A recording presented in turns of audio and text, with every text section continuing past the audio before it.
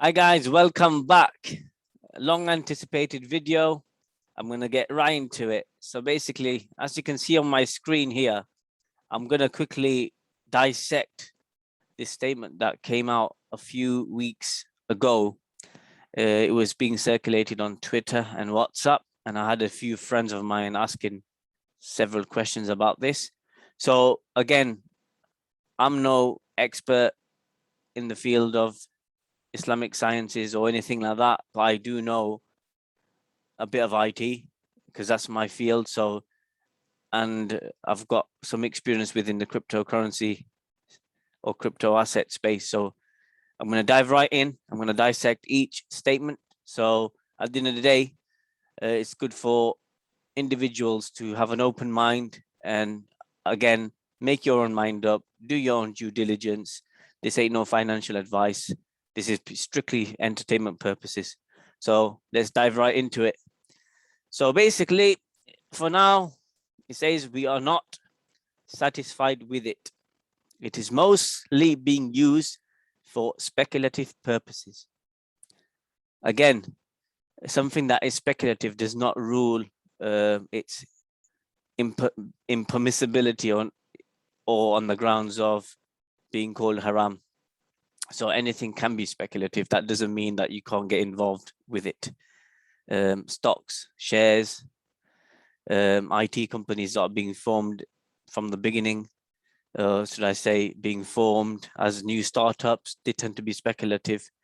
That doesn't mean you can't invest in those companies. But from this statement is saying it's being speculative, so avoid it. So, okay, that's the first part. Personally, I won't recommend it. So it's basically that statement there is saying he wouldn't touch it. Again, fair enough, but Mufti Saab has a great influence across the globe. So if he says personally, I won't recommend it, that's good. That holds enough weight as it is. So let's get on to the next bit. Rather, it seems to be impermissible in principle. Okay, so what principles are those? We need to find out. The first statement says speculative. Again, speculative does not make something impermissible. Value, again, can be relative. What's valuable to me does not necessarily mean it's going to be valuable to person B. So generally, what are these principles that are being discussed here? Again, let's go back to the statement. However, it could happen that in the future, its use may expand for real trade, and we might have to revisit the current decision. It's already happening as we speak.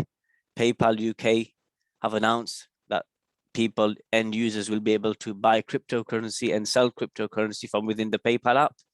El Salvador, another country that basically have said from September, Bitcoin will be a legal tender. So countries are already adapting it. So it's already out of date. So, okay, let's go back into it.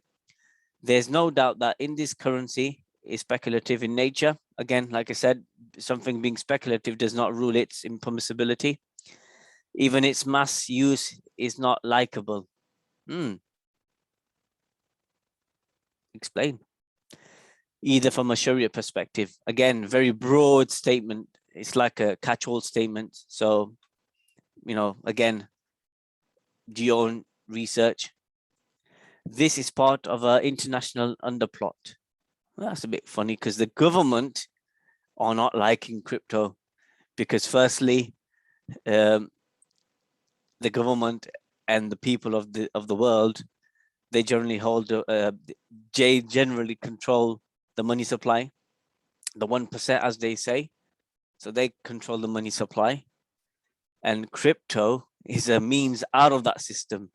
The whole idea of being decentralized, so there's no control and no, underhanding tactics going on. So again, this is a part of an international underplot. There's a bit of a crypto is the other way around. So there's no underplot. In fact, it's a way to, fight back, get back what's ours, etc., etc. So that's incorrect there. Initially, paper currency was enforced, and now and now the world is being pushed towards a digital currency.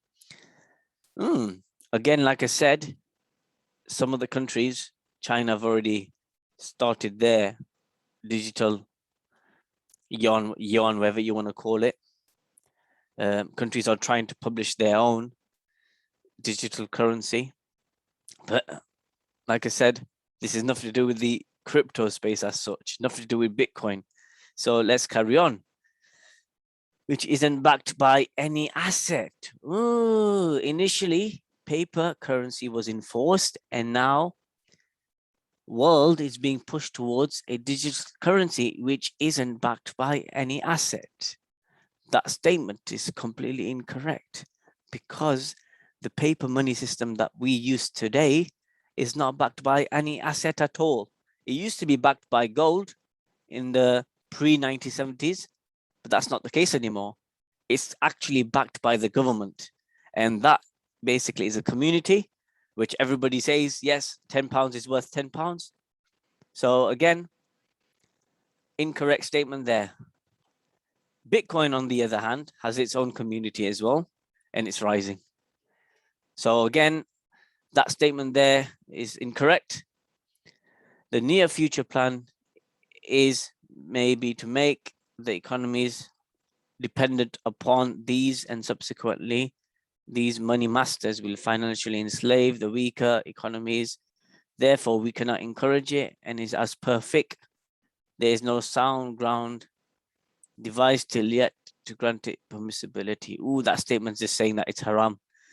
Again, so the statements in this whole article, it's not correct. So I've just literally gone through each statement.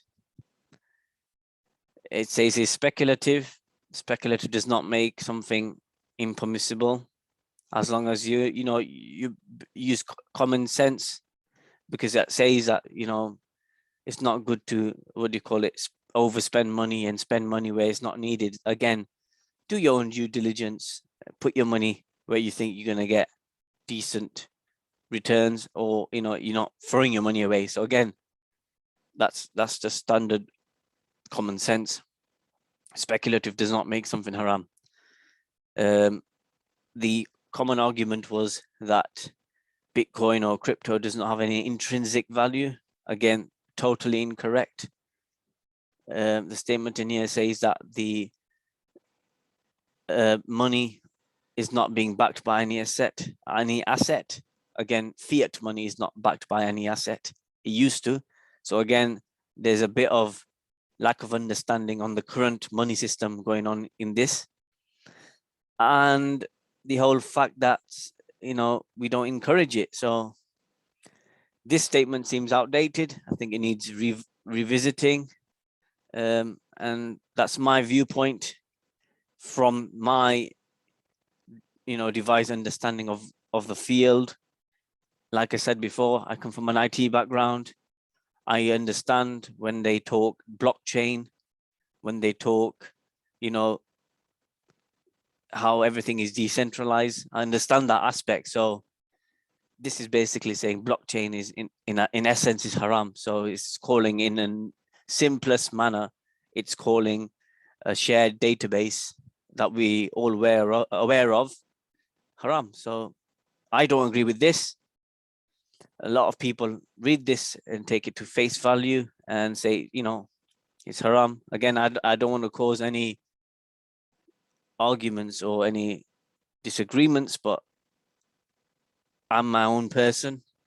I read what I read. I make my own judgments. I do my own due diligence. I do my own research. And that, we're going to close this video. I hope I don't offend anybody. I'm not an expert, like I said. What's your take, guys? Leave a comment at the bottom of this video. Let me know what you think. Peace out. Take care.